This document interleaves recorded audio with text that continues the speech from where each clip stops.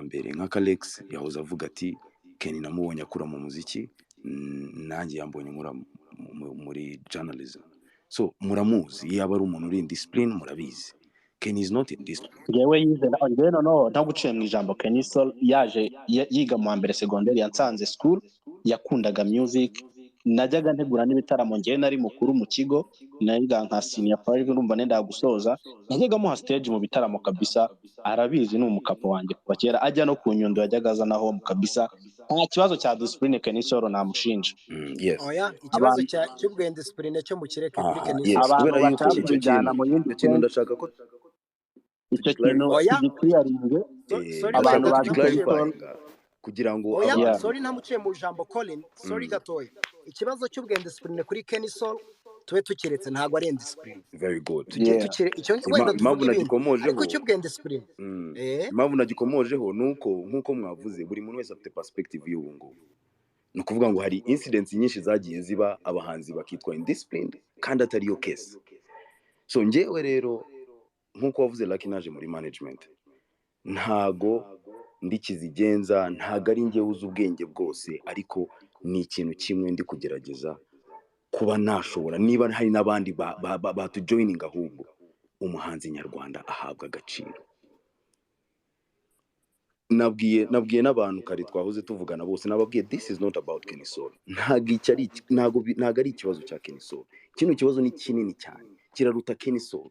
Kino kibazo kirareba abantu bahose bari muri industry kuko the truth is here. Twese ukuri turakuza. Ba brothers baba batubanjije na ba sisters bacu bari muri music, today we know where they are. So they were not talented but because ariko artist nabo reka munyemerere ndumva brother manager wa Kenny Soul nugira gutyo birakomeza n'ubundi birumvikana n'ubundi ikiri abantu mihanga kugira ngo tuvuge kugira ngo umuhanzi ahabwe agaciro, kandi mu by'ukuri abaha agaciro umuhanzi barahari, ariko nanone harawenda nje iyo mvuze ngo umuntu ntabwo yahaye umuntu agaciro mba numva bimbabaje kubera ko buri muntu wese akwiye agaciro, hari nako ubwe personal yigomba before yuko abantu bakamuha, hari nako we yigomba kuba yihesha kugira ngo abandi bantu bakamuhe. Ahubwo ngenda ndashaka kugira ngo nkwibarize ako gaciro wahita urasa ku ntego ukavuga ngo ikibazo ni iki ngiki gihari muri industry kandi byanga byakunda kigomba gukemuka, kubera ko ari ukurara ngira ngo muri 2008 twajyaga twumva amaradiyo avuga uburyo cy'abahanzi barara ku studio. Right now ninje mu itangazamakuru nzi uburyo ki umuproducer ashobora kugora umuhanzi kugira ngo abone indirimbo, nzi uburyo ki umudirector ashobora kugora umuhanzi kugira ngo abone indirimbo ye, nzi uburyo ki umuhanzi ashobora kuba barriere yo guplaying indirimbo y'umuhanzi runaka, urumva, nzi uburyo ki utegura ibitaramo ashobora kubera imbogamizi umuhanzi. Ibyo uburyo umuhanzi avunika turabizi, ahubwo arasa ku ntego tubwire ngo ibi bintu bitubaho kenshi cyane bikemutse byaba ari okay. Oya, ariko mbere yaho Kalex nabanze atwemerere ibyo bamuhaye n'icyabuze kugira ngo abantu nicyo kintu abantu clarifying contract nyibabwire. Icyambere na mbere ndagira ngo ikimara impaka ni kimwe. Burya the reason impamvu abantu bagira contract ni ukugira ngo hataza kuzamo amarangamutima n'ibindi bintu. A contract imara impaka si kimara, si twese tubyemeranye. Lucky at your job at RBA you have a contract. If today, yeah, of course, contract is contract. Yeah, you know, twese aho dukorera we have contracts. You know, ahantu hose tujya gusaba akazi we get contracts. So a contract ni ikintu kikurengera, kandi ntabwo kikurengera wenyine. Ntabwo contract yarengeraga Kenya, yarengeraga na East Coast. Ndabeshya? Yeah, of course. Ni contract hagati y'imana. So a contract ntabwo ari ikintu kirengera, ntabwo ari na client kiramurengera, n'ugiye gutanga service kikamurengera. So ngewe rero ikintu kimwe ndi bubanze kuvuga nuko kwanza contract ntago yubahirijwe gute. Contract yanditsemo Lucky, sinzi niba wowe warayibonye. The contract states that they will pay us 5 days prior to the event, bazatwishyura the whole amount balance 5 days mbere ya event. Icyo mbanze clarifying. so contract yavugaga ko bazatwishyura iminsi 5 mbere ya event. So ubwo event niba ari Saturday bazatwishyura when Monday. Bano bantu natekinze step ndabahamagara ndabavugira kugira ngo mbavugishe ntababona badafata amatelefone. Ndahamagara uwo bita Gideon, mpamagara n'undi bari baramaye witwa Patient, nta n'umwe nigeze mbona. That is Monday, Tuesday, Wednesday. So Wednesday mwandikira message, message ndayimwandikira ndamubwira nti ariko se abantu kudufitanye concert kano kanya nta n'ikintu na kimwe tuzi, it is Wednesday. Urumva ndamubwira ni gute mwebwe mwibaza ko twebwe tuzadeliveringa ku kazi? Ntago bigeze bansubiza. Colin, iyo full amount of money bagomba kubaha yari icyo gihe mbere y'iminsi 5 yari avance cyangwa yari amafaranga yose? Bari baraduhaye avance. Bari baraduhaye avance. Urumva then contract ariko ya statingaga ko bazaduha the rest of the amount. Njewe en fait bari barabahaye avance, contract ivuga ko nkuko Colin nabivuze bagomba kujya mbere y'iminsi 5 ko bagomba kuba bafite the whole package. Nago nzi niba contract ndi kuvuga kuri side ya Kenya, ngiye contract yacu niko yavugaga, ntago ibindi by'abandi bizi. So ngiye that's what my contract was stating. So ntago babyubahirije. So on Thursday barampamagara barambwira ngo bakeneye ko tuvugana. Ndababwira okay fine, nta kibazo. Ntago twigeze tubonana na Thursday. Friday morning, none se Colin utararengaho lihaso zarakomeje nk'abantu bafite icyizere cyo gukora kuri event. So this is it. Nje naravuze nti niba bano bantu batishyuye, niba batishyuye 5 days before the event, now turi 1 day before the event, na message nayiba forwarding mu bishaka nabandikiye mbabaza ndetse ko ntari kubafatisha kandi dufitanye akazi, ndagira ngo menye akazi karagenda gute, kuko ni ibintu byinshi biba ubwo ugomba kumenya nk'umuntu ugiye gukora performance. Ni ibintu byinshi ubwo ugomba kuba uri in touch n'abantu bari gukora igitaramo, abantu bari in touch ya stage, abantu bari in touch ya ground transportation, abantu bari in touch ibintu byose. So ubu ugomba kumenya ibyo bintu byose. So bano bantu ntago bigeze ba communicating. Icyambere mbanenga, communication was poor. It was very poor. Ntago bigeze ba communicating. Then Friday morning nari nyibabwira. Friday morning turahura nabo, bambwira yuko baje kundeba, twarahuye, bambwira yuko amafaranga bahinduye bagiye muri arena, kandi arena ifite procedure yuko baselinga tickets through their system. Barambwira bati we will not be able to pay you cash, but we can do what? We can sign you a check. Na sign ya commitment. Ndabanza ndanabagora ndababwira ni I need cash kugira ngo twitegure.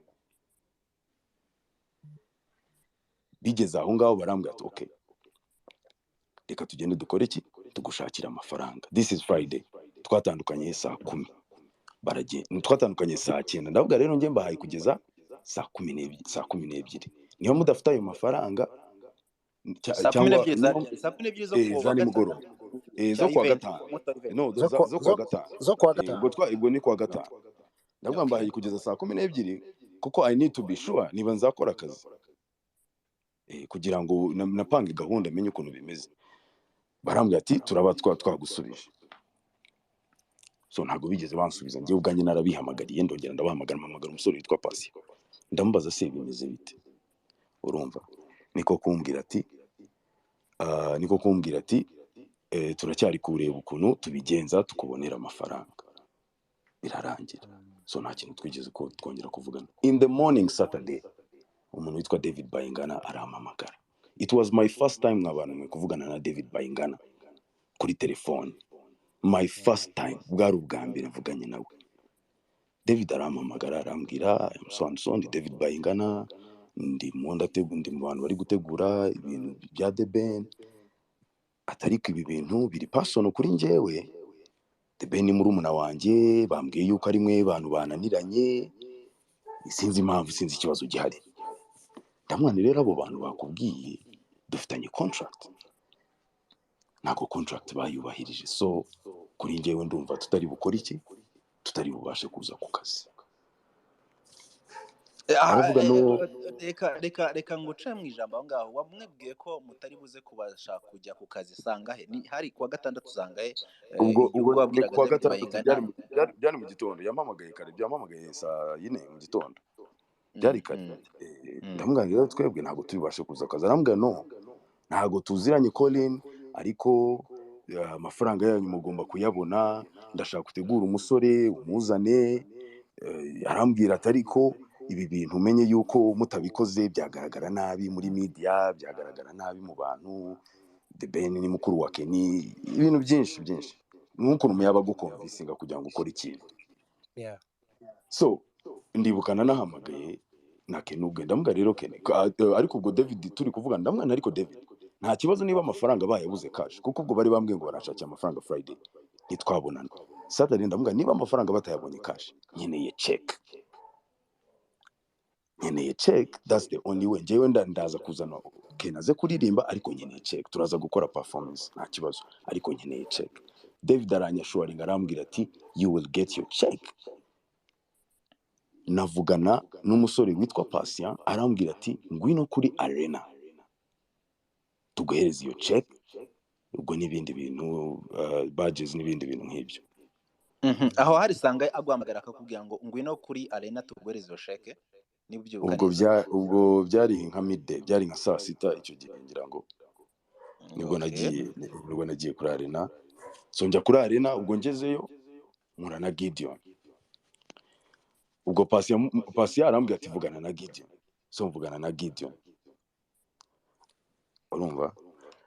Ariko before that nabwiye David, ndamubwira David, kano kanya mwagomba kuduha, okay, niba mutaduha amafaranga, give us transportation, give us transport, kuko kano kanya mugomba kuduhera umuhanzi ntabwo ntimumwishyuye, ntiyiteguye, ntafite transport, urumva. ntafite amafaranga ye yose, ntafite amafaranga. So naramubwiye nti nibura mutwohereza imodoka, cyangwa abo bantu bari barambwiye, kuko no muri contract birimo nabyo, nibyo mbabwira ni contract ni inyemuramanga, na contract birimo yuko bazofaringa transport. Ntabwo ibintu mvuga nabisabaga kuri telefone, bari barasinye. David arambwira ati ntabwo iby'imodoka biri bukunde, ahubwo reka nze ndebe uburyo bagushakira fuel. Ndavuga ni fine, ndavuga nti sinanabicomplicating, ndavuga nti n'ubundi mfite imodoka na driving artist akajya gukora akazi. It's very normal. Sago nashatse kuba too complicated, kuko nari nize yuko ndi bugere hariya bakama my check. So icyo nakoze bigenda gutyo. David anyohereza explicitly, ntabwo mbabeshya, yanyohereje ibihumbi 20 kuri Momo, ibihumbi 20. Ndagenda, ubwo yari yambwiye kuri telefone ati reka ndebe uburyo nakohereza like 100,000 ubure sans. Ndavuga okay fine, yanyohereje 20,000. Ndagenda njya kuri Arena. Ngeze kuri Arena, umugabo witwa Gideon anshyira ku ruhande, ambwira ibintu nkuko n'ibyo Lucky yavugaga, ukuntu bahinduye venue, ukuntu byabagoye, ukuntu ibintu birimo ishyamba, ukuntu abantu batashaka ko iyo concert iba. Umuntu ukora ama concerts ndamwumva, ndamwana ariko njyewe nta kibazo mfite, you can pay me after those 10 days. Nta nubwo wewe yambwiye 15 days nkuko Lucky yavuze, yambwiye after 10 days nibwo tuzabishyura. Ndavuga okay fine. N'ubundi badushyize kuri affiche, baduhaye avance, you know, baratwamamaje, we have to do this. Nanabwiye ndamubwira we will do this because these people bazaduha check, bakomise ko bazaduha check. So nta muntu waguha check, nta muntu watunyuka kuguha check abizi yuko nta mafaranga afite kuri konti. It is a crime. So turagenda njya kuri Arena, mvugana n'uwo Gideon ambwira yuko bitari bukunde, arambwira atari kuraza tuguhe check. Ndavuga alright fine, ndagenda. So turitunganya tuza muri concert. Mu kuza muri concert tuza backstage, twagereye igihe turicara. Twageze backstage, twasanze muri backstage nta kintu cyo kunywa na kimwe gihari. So hospitality rider yari yapfuye kare, nta kintu cyari kiri muri backstage, habe n'icupa ry'amazi. Nagiye gushaka David akanyohereza kwa runaka, akanyereza kwa runaka, akanyereza kwa runaka. iminota 30 irashira, isaha irashira, kugeza igihe bazaniye Lucky, ntago mbeshya bino bintu, bazanye mitsingi enye na Heineken enye. Nabaje umukobwa wa protocol ndamubwira ibi nibyo byo kunywa bateguriye umuhanzi, arambwira ati yes, ni ibi ngibi. Ndavuga okay fine, niko kugenda nkashaka David nkamubwira se David, ibi niko mwaduteguriye? David anyereka yuko we atabizi. Ndavuga okay fine, ibyo ndabyibabarira, ndabyihorera. Colin, Kuko mwari ibyo muri twari utararengaho, mwari muri vestiaire imwe na nande, ni twari turi mwari kumwe mufite na icyumba Chris Easy, cyanyu. twari kumwe na Chris Easy, ariko twese twe twabaye abambere muri vestiaire, ni twe bafunguriye bwa mbere, abandi bose badusanze, twe twageze arena kare, twageze kare, abaririmbyi bose baje badusanga. Kenny Soul yageze arena kare, niwe wageze hariya mbere. Ni twe twageze arena bwa mbere, twageze I kare. remember that. Ndabyibuka ibyo byo. So abaririmbyi bose baje nyuma, twari turi kumwe na Chris Easy na Kenny Soul Na Bush. na Bushari, yes, Bushido. So ni gutyo twari tumeze muri nuza muri backstage yacu, niko bari baduteguye. So ariko Colin, bivuze ngo wowe wari uzi ko muri bwishyurwe aho ngaho? Yes, urumva bano bantu barankumvisinze to the last minute, bo banyeretse yuko it's fine, weza na artist turaguha check. So nanjye nicyo kizere nakoze iki, narindiho. So ubwo nari nyibakomereza. So banawusinze Kenny Soul, Bwiza yararirimbye, Bushara aririmba, abantu benshi bagiye. Banawusinze Kenny Soul turaho kuko twabaye abambere kuhagera. Ubwo mu gihe turaho ngaho nibwo turi kujya back and forth ku bintu bya check. David ambwira yuko bagiye kuzana checkbook, ambeshya yanze akambwira ati checkbook kure, ibintu bitandukanye, kugeza aho banawusingiye artist akaza akambwira ati Kenny niwe ugezweho. Ndambwira David, Kenny ntago aririmba, tutakemuye ibibazo. Ngira ngo at the back of his mind we yatekerezaga yuko ndi gukina cyangwa ari bubikore. Yes, Lucky, ndashaka kuvuga ku kintu cya performance ya Kenny. Lucky, Kenny yararirimbye muri arena, ndabeshye? Ntago ari ubwa mbere aririmbye muri arena. No, ntago ari n'ubwa kabiri, I think so. Nta nubwo ari ubwa kabiri, ariko inshuro ya kabiri yo yabaye confirmation yuko Kenny yaririmbye neza muri arena, abantu bose barabibonye. That's why Kenny arashoboye, sibyo? That's why kano kanya rero umuntu kumbwira ngo agiye kuma platform Colin, that's why n'ubundi nanjye navuze ngo buri muhanzi wese wari uri kuri affiche afite abantu be baje kumureba. Yes, ntago ari ukujya kuririmbira abantu batamuzi. Yes, so Kenny Soul ntago kano kanya akeneye guproving a point. That is the truth. Ariko okay, ibyo byo kuba Kenny Soul atagiye guprovinga ubushobozi afite, icyo turakizi rwose, ngira ngo twanagitangiriyeho, hanyuma no brain uza kunyihanganira rwose. Hanyuma reka wenda mbaze Colin mbere yuko dutangira kugira bimwe na bimwe tureba ku mpande zombi. Colin, muri statement ya shizwe hanze na Kenny Soul, ngira ngo nawe wagizemo uruhare kubera kuri muri management ye, harimo ko David Bayingana yababwiye ngo muririmbe cyangwa mu byihore. Is it true? Yes, he did say that. Byatewe n'iki? Wabonaga hari ukuntu umuntu in any state, reka mbabwire, David Bayingana is twese we look up to him. Twese, all of us, we look up to him. He's a big journalist. Urumva, after influence, it reaches far. Twese turamurebera nk'umuntu waba wagira influence, akaba yagira ikintu avuga kikagira abantu bacyumva. He has a word.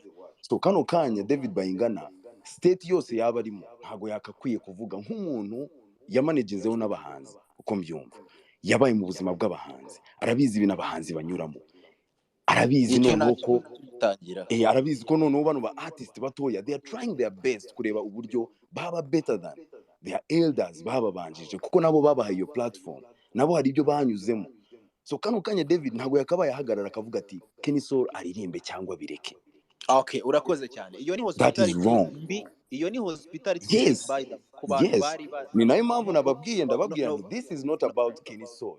Ibi ntago biri about Hennessy. It is not about that. This is about something that needs to change. yes kandi twese iyo twabigizemo uruhare. icyo ngicyo ndacyumva cyane. Iyo ni hospitality mbi ku bantu bari bateguye icyo gitaramo, na Lucky abyumve ko iyo ni hospitality ariko Kalex, Lucky no, urabizi neza, Kalex, urabizi neza, Kalex, duhura mu bitaramo byose, reka Lucky, twakire duhura mu Kalex. bitaramo byose, yego Kalex, duhura mu bitaramo byose, Kalex, Lucky, ndakumva. ujya ubona protocol.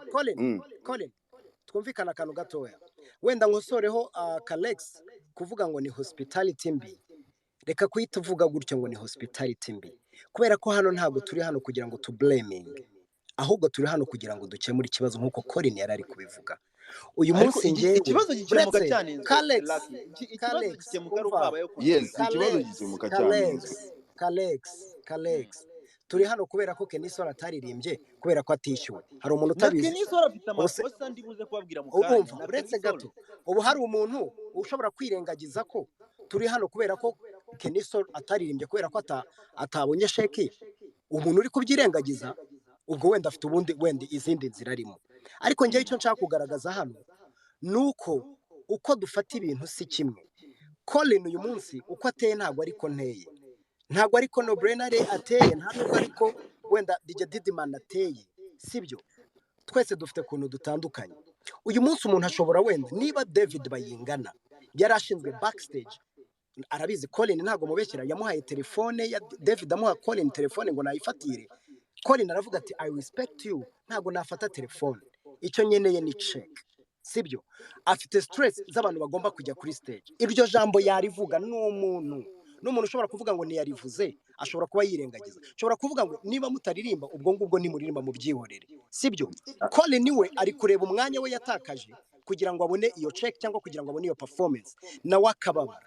So uyu munsi tubyumve ko umuntu ashobora kuvuga ikintu ababaye ariko atari cyo kiri ku mutima. Lucky, ibyo ntabwo ndibe gusapotinga, uzi impamvu? Iyo attitude, that attitude is unacceptable. Ntabwo byemerewe, iyo attitude ntabwo ari nziza ku bahanzi, kubera yuko nk'umuntu David arabizi neza we okay, niba tutari kuririmba yari kuvuga okay fine, nta n'impamvu yo kujya, kuko ntabwo yagomba kutubwira iryo jambo turirimbe cyangwa tubireke, no kuba okay turirimbe cyangwa tubireke. Ese bwo kuba yaramvumbatishe telefoni, ibyo byonyine byerekana how far we have to go. Turacyafite urugendo rurerure. Iyo ni unprofessionalism ngiye ko navuga, ntabwo of the highest order. Uri kumva ko phone yamubwiye ko ari bubone fake Lucky, aho ngaho niho naho Lucky rero ngewe ikintu ni kimwe wa hostinze Colin, nk'umuntu wa hostinze space ukurikiye Colin nk'umumanager w'umuhanzi uharanira inyungu z'umuhanzi, ikijya mu mufuka w'umuhanzi we icyo yarebaga ni inyungu za Kenisol. Of course. Ibya treatment bibaho, hari n'igihe ujya mu bukwe bw'umuvandimwe wawe ukavayo nta n'ikintu unyweye, ntabwo wazagenda ngo uvuge ngo bwagenze nabi, sibyo? Ariko ikintu kitubesheje hano ni ukugira ngo dukemure ikibazo cya payment abahanzi buriya umuhanzi butaha bazajya banadilinga full package, harimo na treatment byose birimo, n'ibyo kunywa birimo. Ntabwo uciye mu ijambo no brainer, niko bigomba kumera. Bano ba international artists iyo baje hano babaha protocol iri top tier, iri hejuru, bamuha wite eshanu esheshatu, baranza bakabwira umuhanzi w'umunyarwanda ngo yizane. Yes, we have done this job. Ibyo ngibyo ariko mwari munce mu ijambo kandi nindi gukomeza. Lucky, nk'uko wari uri kuvuga ngo turi hano kugira ngo turebe icyakemuka.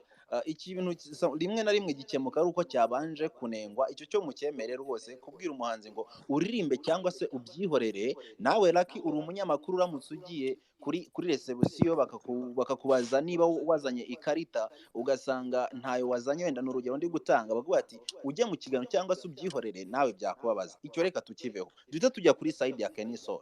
Mu by'ukuri Mr. Manager, ngira ngo ikijyanye na professionalism cyangwa se ubunyamwuga urabizi neza cyane. Mu bintu byose wagiye uvuga byose ndabyumva, communication wagiye ugirana n'abateguye igitaramo ndayumva, kugira naho bakubwira ngo turabuza kuguhereza sheke before 5, mbere y'amasaha 5, urumva? It was 5 days. Ntabwo mu by'ukuri muri byari Mr. muri management ntekereza ugira hari ukumanaginga umuhanzi ariko no kumanaginga audience umenye ngo ese Kenisol kugeza amagingo amaze kugera ku rwego yakirwa gute muri audience. Ese mu by'ukuri niyo mpamvu mujya muri shop runaka kumugurira imyenda cyangwa se kumufatira imyenda agomba kujyana kuri stage, no kugira ngo azamure intention y'abantu runaka, expectation bagira kuri Kenisol ari nazo bari buze kumubonaho. Ngira ngo warebye ibitaramo byateguwe na Chogam, wabonye ko abahanzi agreement bagiranye n'abateguye ibitaramo bya Chogam batangaje ko batari buze kwitabira ibitaramo, babitangariza audience cyangwa se abanyarwanda bari babiteze muri ibyo bitaramo mbereho y'amasaha nk'abiri. Byatewe n'iki mwebwe kuba mutari kubikora before mukavuga ngo very ndagusubiza kuri icyo kintu rero. Biratandukanye, ariko biratandukanye kubera ko kugeza ku munota wa nyuma yabwiraga ko bamuha check. Biratandukanye bro, bitandukaniyeho kubera ko uretse gato nkubwira impamvu bitandukanye. Listen, banza ubyumve, umva impamvu bitandukanye. Uyu munsi Colin amafaranga bamwemereye ntabwo bamubwiye ngo bamugiye kumukata. Niba ari miliyoni 3 bamuhaye ntabwo bamubwiye ngo bagiye kuzikuramo, ni miliyoni 3. Icyo akeneye ni sheke yuzuza 100% ya payment. Bitandukanye no ku bahanzi muri Chogam babwiye ngo twagombaga kubereza miliyoni 3 tugiye kubereza miliyoni 2. Ni idesida iravuga ati njyewe mvuyemo. Yeah. Lucky unyumve neza. Oya, aho uri kukijyana ndi kucyumva bro. Aho uri kuganisha ndi kuwumva. Oya, ibya Chogam ntago twari twagasanye. So wari ufite right yo kuvuga uti nza performinga cyangwa ntago nza performinga.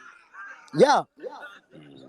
So ikintu ngende kuvuga Lucky, wenda nuko uvuze ntari nasoza icyo nashaka gutangariza kuvuga nuko like Corin ngira ngo bagiye bakubwira ngo iki gihe iki n'iki turaguye iki ngiki, iki gihe iki n'iki turaguye iki ngiki, iki gihe iki n'iki turaguye iki ngiki, birinda bigera ku munota wa nyuma. Urumva kugeza amagingo nubwo wenda hari media hari ibyo ifite, ariko audience yavuze Kenisol muri Kigali Arena, muri BK Arena. Urumva akanya hari abafite umutima bavuga ngo Kenisol anze kuririmba ku munota wa nyuma. Kubera iki mutabi hakiri kare ngo mugaragaze ko mutari buze kuririmba, ahubwo mukabita ku munota wa nyuma? Urumva ko birasa nkaho mwatwawe n'amarangamutima, mureka business please. Ari nayo mpamvu yo kuvuga ngo agaciro k'umuhanzi niwe ugomba kukiya. Bitari byagera iki gihe bitari byakemuka, ntabwo turi buze kuririmba. Tukanatanga kubera ko of course mwaramamaje. Hari abari baje muri Kigali Arena, tunagarutse inyuma hari abantu buriya ntekereza ko mwacururije, mushobora kuba mwaracururije abantu mutabizi. Urumva udatekereza no twarabikoze obviously. Kenny the brand twarabikoze of course. None rero icyo gihe ni nayo mpamvu tugomba kuba compensated bakatwishyura n'ubundi full amount yacu. Yes, ni ukuvuga ngo utwaye ibintu bibiri, ubuza amafaranga ariko nanone ubesha audience. Uburiye amafaranga igihe ubuze na audience iri kugufata ko wabeshya abantu. Kubera iki mutakiririnze ibintu hakiri kare muvuge ngo iki gihe n'iki nikigera tutari twabona ibi ngibi? No, ntabwo turi buze kubyemera. Ntabwo contract icyo ndagira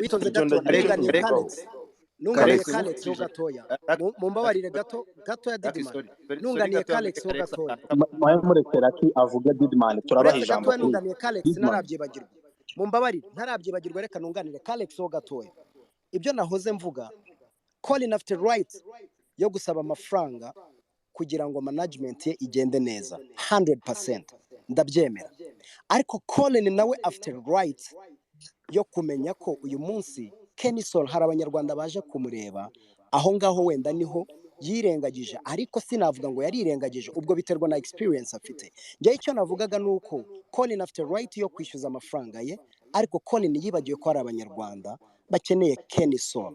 So bitandukanye wenda ariko Lucky abo banyarwanda uvuga Lucky, abo banyarwanda uvuga baje kureba Kenisol, ndagira ngo umenye yuko abo banyarwanda we have to tell them the truth. Bano banyarwanda badukunda badufana bagomba kumenya kubera ko no bishyuye because reka nkubwire stage Lucky. baje kureba Kenisol ntabwo aririmbye ariko bo basohotse bazi ko Kenisol ataririmbye ariko ntabwo bazi ukuri ushobora Lucky. guperforminga warangiza ugasohora statement ukavuga treatment twagiriwe ntabwo yariyo which is good wenda Kalex icyo avuzeho ntabwo wagombaga guhakana ko utari buze guperforminga kubera ko bakubwiye ko bari buze kuguhereza check before you kujya kuri stage. ku ruhande rwanjye ngiye ndumva ko Nicyo ngicyo.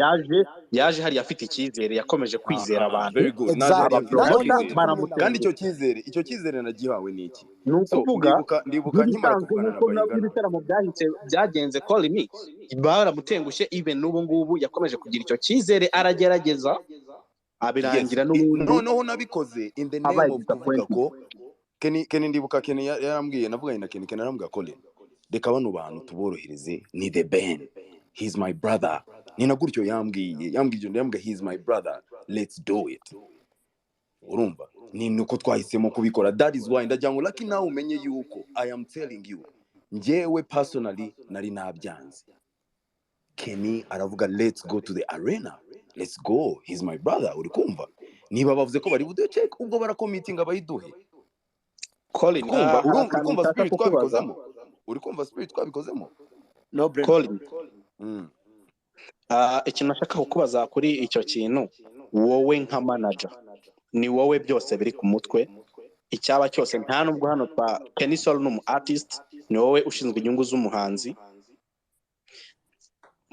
ikintu cya mbere nagira nkubwire nagira ngo twese uko turi muri space tubanze tugushimire sibyo mwakoze igikorwa cy'ubutwari gushyira statement hanze hari abandi ba artist benshi babitinya Lucky uba mu bategura ibitaramo turabashimira aho mugejeje umuziki nyarwanda ariko hari byinshi bikeneye guhindurwa gukosorwa umuhanzi w'umunyarwanda guhabwa misinge nye na Henken kuko ushobora kwibaza ese iyo treatment bano bahanzi bato bahabwa niyo abahanzi banini main artist ahabwa ni ikibazo exactly that is my question Colin yazize icyizere yahejwe n'abantu mwese nka media ahubwo reka tubaze Didman nk'umuntu wari uri kwa Chrisizi mwebwe treatment mwabonye ni yihe Didman nawe yahoze avuga ibintu byiza nahoze mwumva yaranahari ari kumwe na Chris treatment twari turi kumwe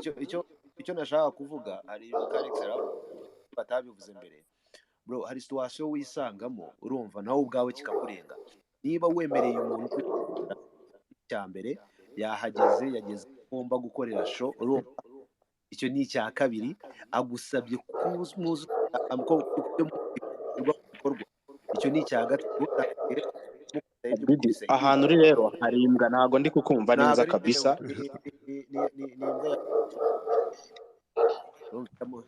n'imbwa zanjye reka mabe sorry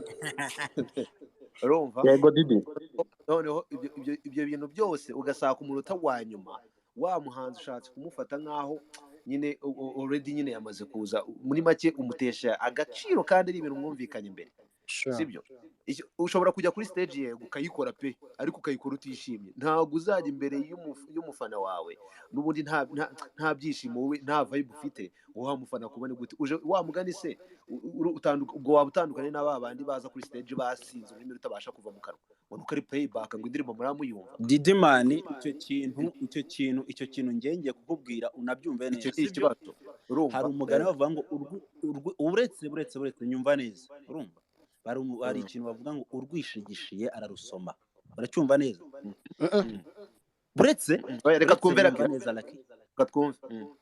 Lucky ureke ndi gusubiza Didman unyumve neza ni ukuvuga ngo hari situation ugeramo ngo ukabura ikintu ukora wumve ko management ya Kenisol yaravuze ngo the band is my brother okay iyo umuntu avuze ngo ni umuvandimwe wanjye uba ugomba kumurwana mu buryo bwose bushoboka management ya Kenisol iravuga ngo no reka dukore ibiri mu masezerano uracyumva neza urumva ko hajemo indi concept yo guhangana hagati ya management n'umuhanzi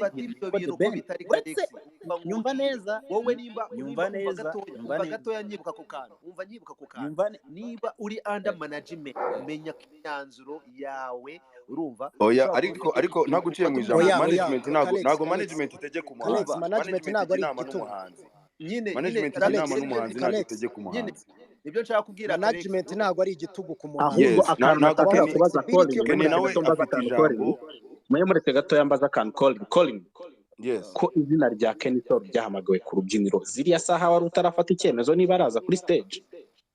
So this is it. Kwanza icyambere ntago line up yakurikijwe uko yagombaga kugenda. Ikindi impamvu byagize izo saha nuko David yanyeretse yuko we are working on it, turi kubikoraho, murajya kujya stage check yabonetse. So natwe tugumana icyo cyizere, tuguma aho ngaho kugeza igihe batwanawusingiye amasaha yagiye tutakibashije kubikora. Ikindi kintu nshaka guclarifying njyewe ndashaka kubwira abantu yuko ntago twigeze dusaba kujya kuri stage. Hari umuntu wahoze avuga ko twasabye kujya kuri stage nyuma, ntago ariko byagera. Reka twumve Lucky twari ntago icyo navuga yacu bari bayimitinze, so ntago n'ubundi twari gukora. Ariko manager aravuze ati ntago twari gukora, ntago bari bamitinze contract icyo ngicyo kiri clear. Mwara nagerageje Corin reka twumve Lucky. wavuze ko Lucky sorry Kenny Soul yavuga ngo the band is my brother, ukensist usaba ko ibiri mu masezerano ari byakurikizwa. Kalex wamwumvishe nabi. Oya wanyumvishe nabi Kalex. Ikintu reka nibigire Lucky kugira ngo clarifying Colin yari yaje reka bari wivugira njyewe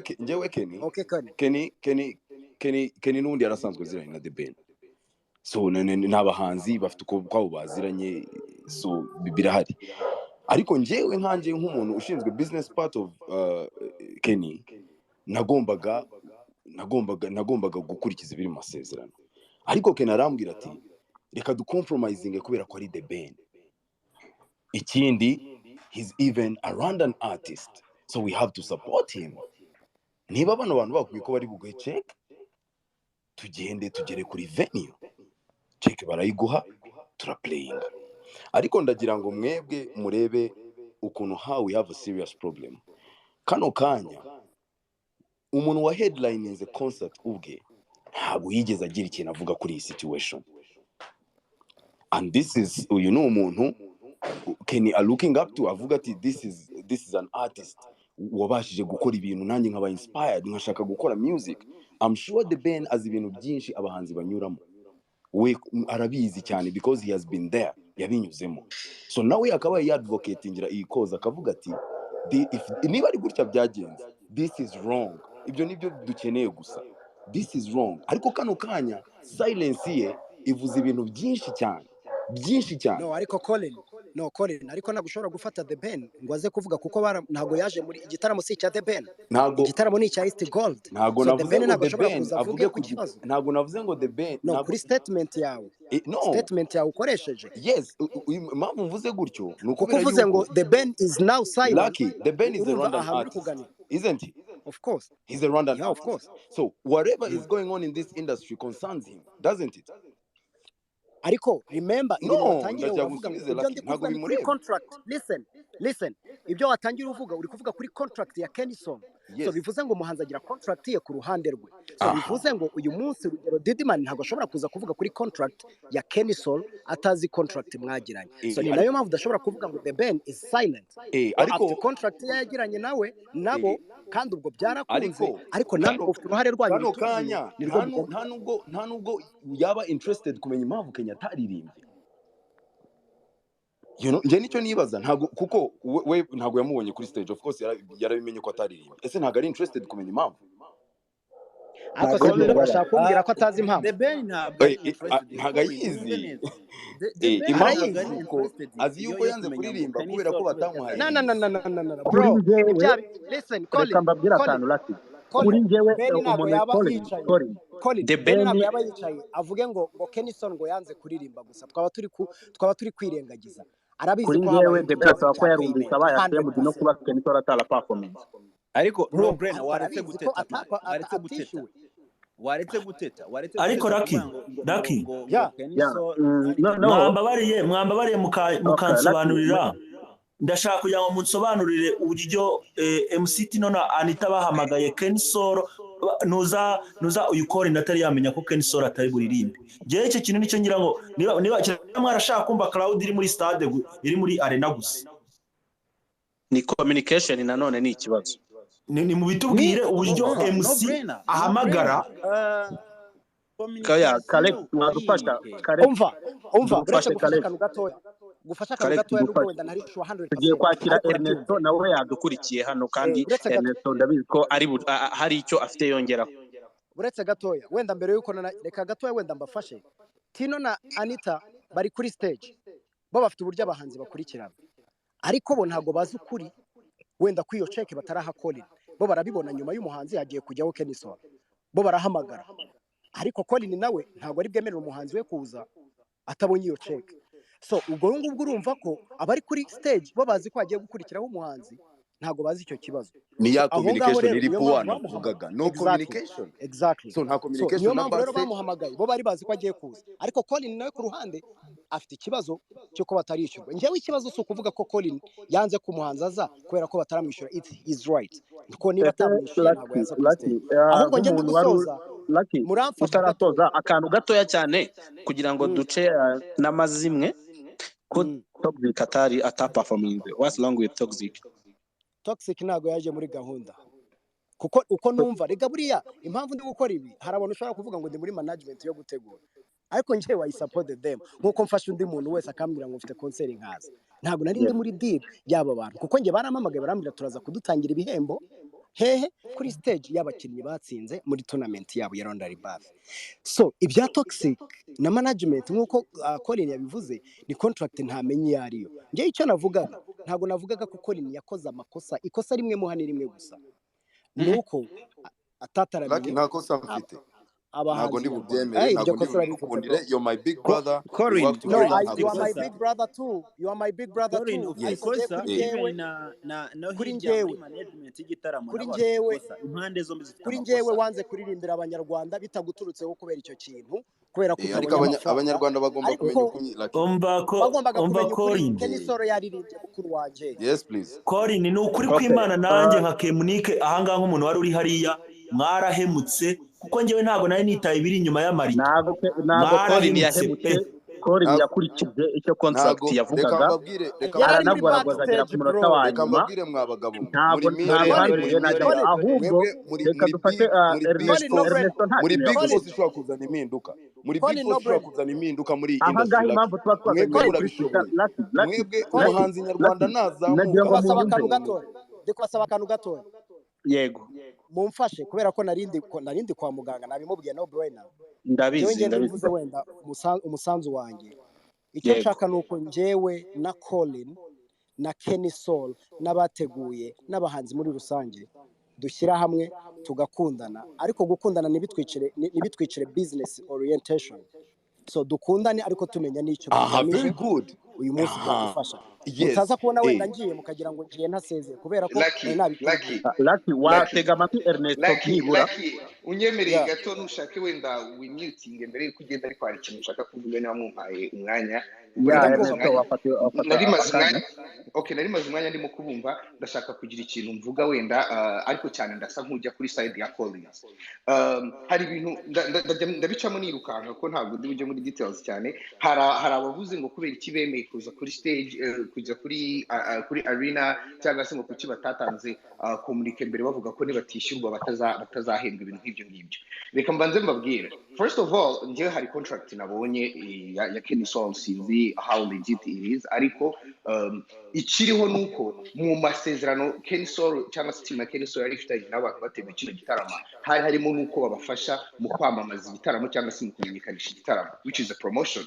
So ntabwo rero iyi team ya Ken Sol niba bari barayibwiye ko bazayishyura amafaranga yuzuye 5 days before ntabwo bari kubona 5 days batabishyuye ngo bashire communique hanze ivuga ngo ntabwo ndetse hasigaye iminsi 3 ngo bavuge ngo ntabwo turishyurwa ngo kandi turishyurwa ngo ntabwo tuzaperforminga. Noneho twari twamaze kwamamaza no so icyo cyo nanjye ndacyemera buretse ndangize raki buretse ndangize sorry bivuze ko iryo tangazo iyo baritangaza hashira amasaha 24 bakabishyura ntabwo Colin yari kongera gukora irindi tangazo rivuga ngo ngo by the way ngo batwishyuye ngo tuzaboneka no kuvuga ngo aho ngaho iyo company ishobora no kugushyuwinga kubera yuko promotion y'igitaramo cyabo hari ukuntu uba wayishe.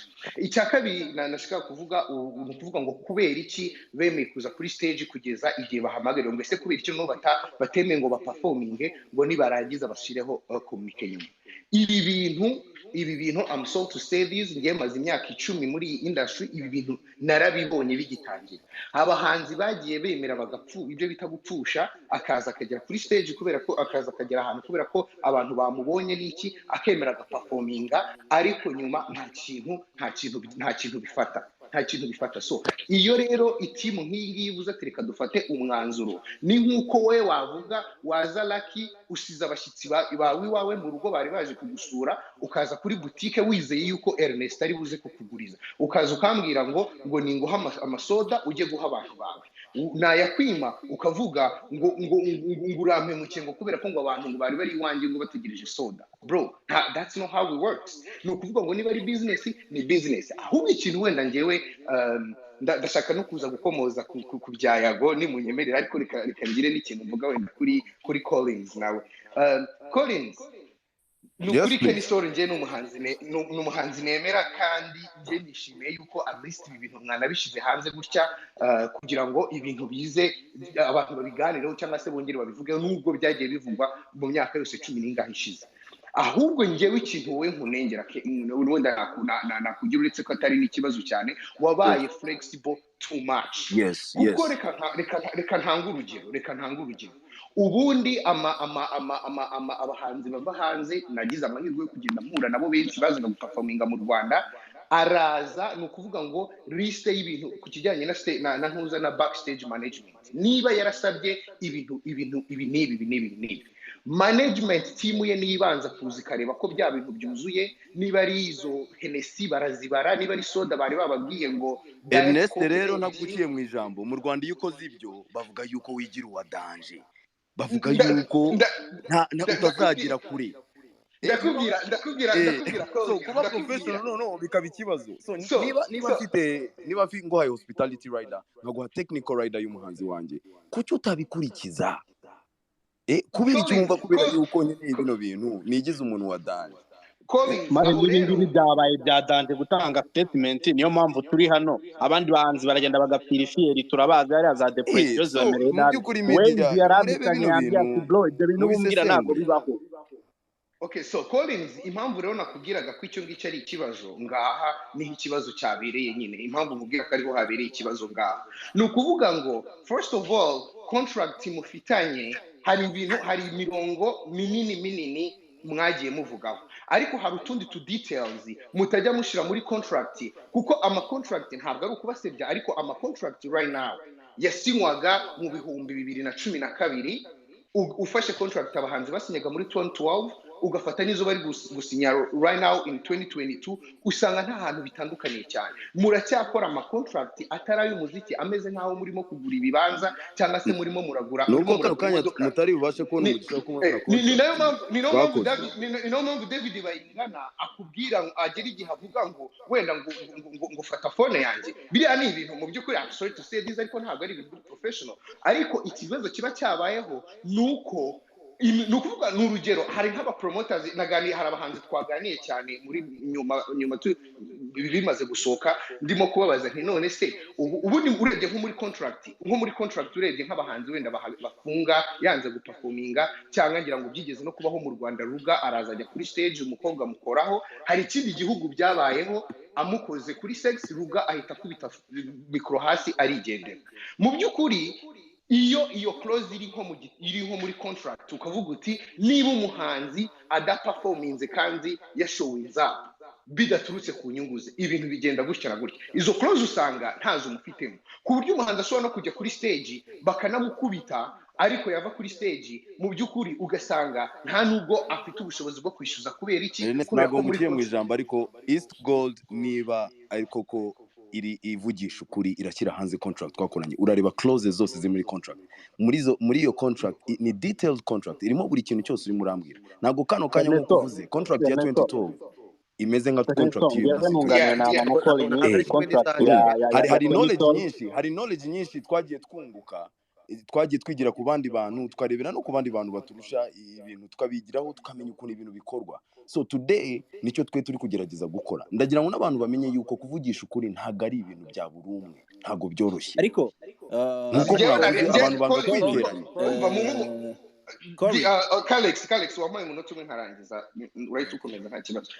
Collins impamvu nari mvuze narigendeye ngiye kuri contract nari nabonye ntabwo mbizi nari nabivuze ntabwo nzi uko imeze niba ari yo ya nyayo, ariko nagerageje kwanaliza based ku ma contract nzi y'abahanzi mpuzamahanga nkagendera wenda nizo makoze nkabona ko ari mu tubazo. So mu gusoza n'ikindi kintu nashaka kuvuga, iki kibazo kigeze kubaho abahanzi nyarwanda ku isabukuru ya RPF imyaka 25 RPF yarasohoye amafaranga iyaha kampani yicara ku bahanzi. Ibyo bintu byigeze bibaho, murabizi ukuntu ibibazo byaje kurangira na kamiliyoni yajemo n'iki, ibyo bintu byaje kurangira abahanzi bashobora kwihesha agaciro cyangwa se bashobora guhaguruka bakavuga nka gutya, hari igihe bafatwa nabi ariko at the end of the day iyo change ibaho, kuko nk'ubu ngubu ndatekereza ko abazongera kuzajya bahamagara abahanzi cyangwa se bazajya bajya gutekereza Kenny Soul atarabona ayo mafaranga, uretse ko ku ruhande rumwe wenda nabyo twaza kubigarukaho, hari nk'uko mwabivuze ntabwo abenshi babanze kutishyura ari uko batayafite, ahubwo ni ukubera ni nature y'uburyo ibitaramo bitegurwamo mu Rwanda. Usanga aba promoters benshi nta mafaranga bafite mu gutegura yose yuzuye, kandi ababishyura ugasanga nibo babakereje, uretse ko ibyo ngibyo nyine byagakwiye kuva muri communication abantu bakaganira. Exactly, ntabwo tubyanze gutegura ibitaramo biravuna, ariko ku kintu cyo gutaginga perezida rero ngenda ibi bintu impamvu nabibwiye abahanzi, ibi bintu twamye tubikora kuva mu 2006 mani ku bantu nako mu 2008 abantu barabizi perezida ibibazo byinshi yagiye abizamo, ni naho yaje kuza mu bintu ngo by'inyoni yaridunze n'ibiki. Ikibazo cyanyu murataka gutya, kandi perezida ashizeho comment bishobora kugira bamwe bya affecting aho muri mwebwe, kubera yuko hari abahanzi twaganiye kuri group, ndababaza barimo muri bano bahanzi cyose, ndababaza ntireka nababajije ibibazo bitatu, ndababwira nti nimumbwire uko turi kuganira, nimumbwire ibibazo by'ingutu bitatu, icyo bita ingutu cyangwa se ikibazo gikomeye cyane, nimumbwire ibibazo bitatu bikomeye cyane byabananiye nk'abantu bari music industry gukemura, ku buryo mukeneye intervention ya perezida akareka ibindi bintu arimo akaza gukemura ibyo bibazo bitatu. Ndababwira nti buri wese nabitekerezeho abimbwire. Abahanzi muri bose wasanze mu by'ukuri ibyo bibazo bitatu nyamukuru ntawe ushobora kwibona. Ndongera ndababwira none si ikindi kibazo cya kabiri, perezida aramutse atanze umwanya right now akavuga ati ntanze iminota 30 nkeneye abantu 5 bo muri music industry baze tuganire mu mbwira ibibazo byanyu. Nababwiye nti mwebwe ko muri abahanzi hano ari namwe muvunika, nimumbwira abantu 5 mwashyira imbere mukaba muzi ku buryo usigari wawe uryamye ukabuzi ko bari bujye kukuripresent. Icyo ni ikibazo cyiza cyane ubajije. That is a very good question. Bakakuvugira ibibazo nk'uko wabyivugira, nabo barababura. Ndababwira nti rero iki kintu murimo murakora utararenga uzi impamvu bababuze abahanzi nta bantu bo kwizera bafite kugera ubu. Sobanurira impamvu bababuze. Reka mbasobanurire impamvu bababuze rero. Urumva impamvu bababuze nuko ibintu byo muri music industry, uburyo ibintu tubikoramo, uburyo twamye tubikoramo, turacyabikora mu bintu by'ikijama cyane, nta bintu bya professionalism birimo, ndetse buri wese asa nkaho akurura yishyira. Abahanzi muri rusange abahanzi muri rusange bumva ko umuntu wese uri muri industry, kubera yuko atera imbere cyangwa se arya amafaranga agendeye ku bihangano byabo, bumva yuko uwo muntu wese abakunda agomba gukora ibintu biri mu nyungu zabo. Icyo kintu mugomba kureka kuba nayive. Hari umuntu uza mu muziki nta yindi mpano afite, ariko azi neza ko agomba kurira ku mpano ziri mu muziki. So ikigomba kubaho rero badilinga akazi kacu. Ngewe ikintu nibaza naguciye mu ijambo rineza, ikintu nibaza aba bantu, aba sponsors, aba stakeholders, aba bantu bose nyine bashinzwe bino bintu, ntago aba artists bagira management teams, bagira emails, bagira contacts. Iyo ukeneye artist services ze nkunganiraho ngaho ariko utaraharenga so aba middleman rero bahari mutararenga aho nibo ngaho nibaza Colin, why. ikibazo nabonye gihari gikomeye ni uruhande ruri hagati y'abahanzi n'abaterankunga amakampani ategura ibitaramo. Uruhande ruri gutuma ibintu bitagenda neza ni uruhande rurimo hagati abo mwise abakomisiyoneri. Yes. Urwo ruhande rubahuza si rwo rubabangamiye tutabeshye. ariko nanone reka mbasubize icyo kintu abo bantu mwise abakomisiyoneri. Reka mbabwire abo bantu mwise abakomisiyoneri, kereka niba mushaka kubaka industry yanyu itandukanye n'izindi music industry ku isi, ariko nta industry itagira abo bantu hagati. Ahubwo ikintu ndi kubabwira cy'ikibazo cyiza, kuko ni urugero na hano muri Amerika hari amakampani aba azwi ategura cyangwa se afite ukuntu yorganiza izo event. So ni ukuvuga ngo ntabwo njyewe Ernesto niba mfite miliyoni y'amadolari nkaba nshaka gukoresha igitaramo, njyewe ntabwo mfite ubushobozi bwo kujya kwirukanka niba nkeneye abahanzi 5, ntabwo ngende bugende mpamagara buri muhanzi ngo ngwino. Icyo nkora haba hari amakampani ashinzwe kubitegura, ndabategura nkabashira hariya, then nkavugana nabo. Ahubwo ikibazo kiba kigomba kubaho niki, hari ijambo sinzi niba byibuka, ariko kera twigeze kugira ikibazo nk'iki ngiki Tom Close tumubajije aravuga ngo umuntu acuruza uko yaranguye. Man, abahanzi nyarwanda icyo gihe niko abantu urumva yaravuga ati ikibazo cyacu ducuruza uko twaranguye. Ubucuruzi uko yaranguye rero niho haje ikibazo. Niyo mpamvu mu Rwanda habaho itegeko rivuga ngo litiro ya essence ntigomba kujya munsi y'amadolari 1,000. Ikibazo cyabo babaho ni ukuvuga ngo njye nshobora kuza mfite kampani bakampa ikiraka bakambwira bati nkeneye umuhanzi X n'umuhanzi Y, ariko uwo X ari muri A list, wenda uwo Y ari muri B list. Abo bahanzi ntabwo bazishyurwa kimwe. Ahubwo ikibazo ahantu kiza ngaha, ndaza nkabwira Kenisoro nkamubwira nti ngwino performing, akanca miliyoni 10, nkamubwira nti Kenisoro ndaguhe 5. Kenisoro akavuga ati no, biturutse kuri value yanjye n'izina maze gukora, ayo mafaranga ntabwo nyafata. Ugahita usanga umuhanzi, ugatusanga njyewe ya kampani nshiye ku ruhande, ngiye gufata wa muhanzi uri munsi ya Kenisoro nkamuha miliyoni 3, namara kumuha 3, izindi 2 zisigaye nkaziha abanyamakuru, mugahita mutangira kuvuga uburyo Kenisoro n'ubundi atari umuhanzi wa danje, ko uriya bamusimbuje ari we muhanzi ugiye kugira gute ugiye gukora. Ikindi kibazo kizaho ni iki, usanga abantu barimo gukora ayo manalize ari abantu badafite amakuru, badafite ni gute uhamagara nk'umuntu ngo aze kwanaliza contract ya Kenisoro, ngo aze kuvuga ngo Kenisoro yaririmbye nabi, umuntu ntarakandagira muri studio nta muziki azi. Mwebwe b'abanyamakuru ugasanga nibo ngo mwagiza aba expert, akaza akakubwira ngo Kenisoro ngo impamvu ngo yanze kuririmba ngo niko ngo yanze ngo kubona ngo batamuhaye Hennessy. I understand that, ariko se niba Kenisoro yari afite ababyinnyi 10 kandi bagomba gufata shots mbere yuko bajya kuri stage, if that's the culture, niba uko babigenza, akaba ageze kuri arena mutamubwiye yuko inzoga zidahari, yari kuba yaziguze kuri liquor store. So niba hageze rero wowe bagakwiye kumva yuko icyo kintu kirimo kirapfa. Iyi show ya Ben yarangiye, ariko urebye inkuru zose zayisohotse inyuma, tureke wenda iyi case ya nuze ya Kenisoro, ariko inkuru zose zayisohotse inyuma ziravuga abakobwa baje bambaye ubusa, ziravuga ibintu. Ni ukuvuga ngo there is nta hantu media ya nyayo yigeze i-highlightinga ibyabereye mu gitaramo. Noneho rero nurangiza ukaza kuvuga ngo Ben ngo yanze gukorana mu kiganiro ngo n'itangazamakuru. Utwo tuntu